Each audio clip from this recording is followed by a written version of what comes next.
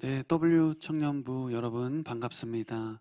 오늘도 여러분들에게 간단하게 이번 주 순모임을 위해서 말씀을 요약해 드리도록 하겠습니다.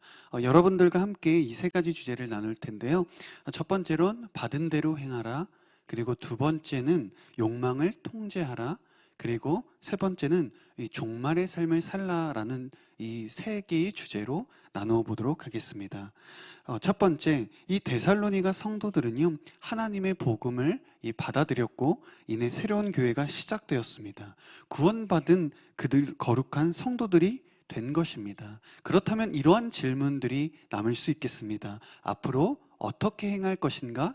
그리고 어떻게 하나님을 기쁘시게 할 것인가? 결국 한마디로 말한다면 구원받은 의인이 된 이 신분에 맞게 그에 따른 행동도 그렇게 변화해야 한다라고 말하고 있는 것이죠. 저는 여러분들이 이 하나님의 말씀을 듣고 받을 때 배운 그대로 받은 그대로 행하시기를 바랍니다. 받은 그대로라고 하면 내가 기존에 가지고 있었던 신앙의 어떤 가치관들, 생각들, 이 신앙의 모습까지도 모두 내려놓을 수 있어야 합니다. 우리의 성격과 성품이 각각 다르듯이 이 신앙의 성격과 성품도 다 다른데요. 신앙의 색깔은 영원한 것은 존재하지 않습니다. 항상 변화해야 합니다.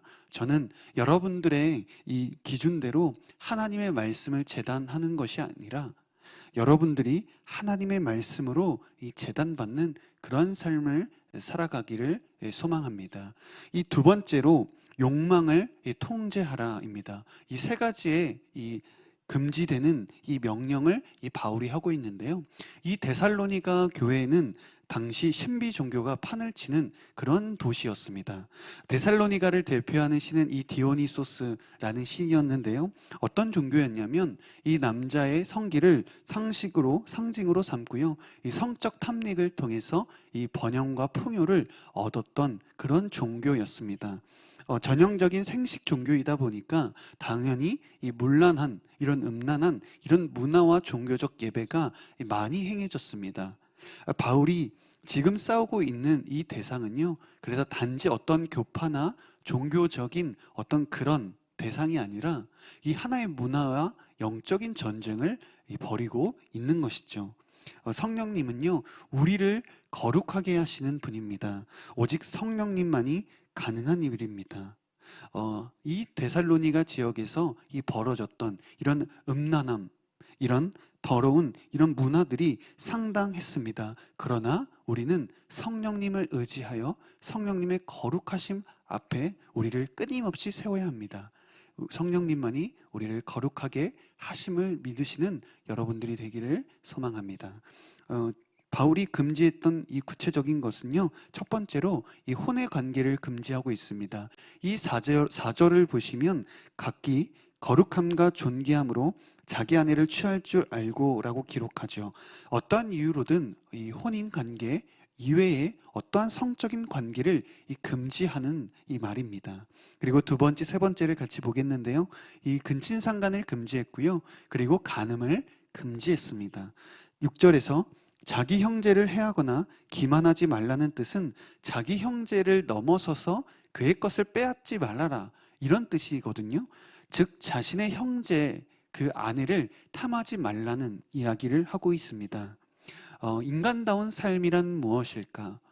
인간의 본능대로 욕망대로 살아가는 것이 인간다운 삶이 아니라 성령님의 통제 아래서 검증받으면서 우리가 통제받는 것이 진정한 인간다운 삶입니다. 성령님으로 인해서 여러분의 욕망이 거룩하게 다스려지기를 축복합니다.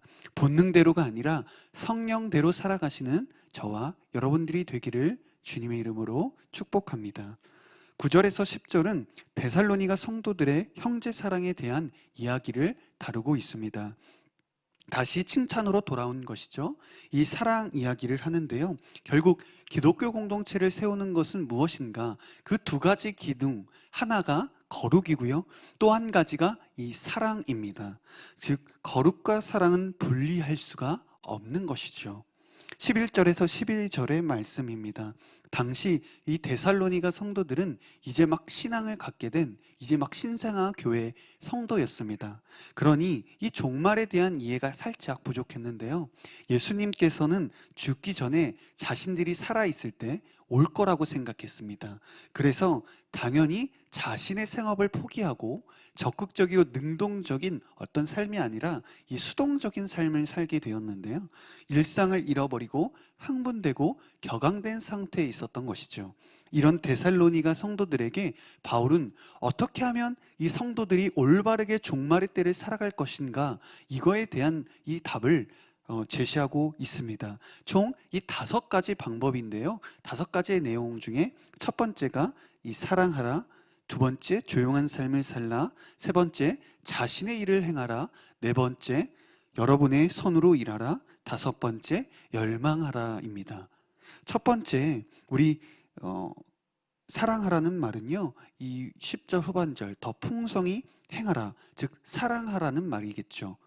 두 번째로는 조용한 삶을 살라, 이것은 어떠한 곳에 갇혀서 칩거 생활을 하라는 그런 말이 아니라요, 어떤 격앙되고 흥분된 상태를 가라앉히고 평온함을 유지하라는 말입니다.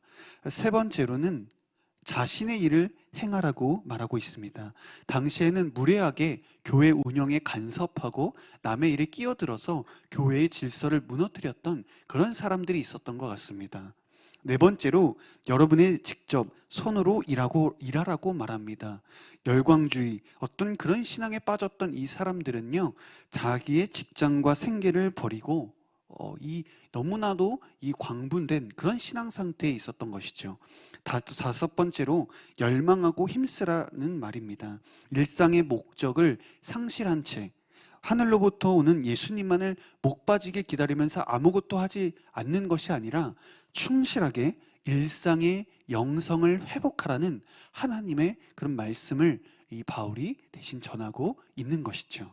이것을 보면 여러분들이 느끼실 수 있지만 이 종말의 때를 살아가는 이 방법이 어마어마하거나 특별하거나 어떠한 놀라운 그런 일들, 그런 신앙이 아니라는 것입니다. 지극히 평범한 일상의 영성을 가지고 살아가는 삶이 가장 신앙적인 삶이며 그리스도인의 삶이며, 이러한 삶을 살아가는 것이 하나님께서 기뻐하시는 일상의 영성을 회복하며 그 일상의 영성을 살아가는 진짜 진실로 가장 좋은 이 종말의 시기를 살아가는 방법입니다.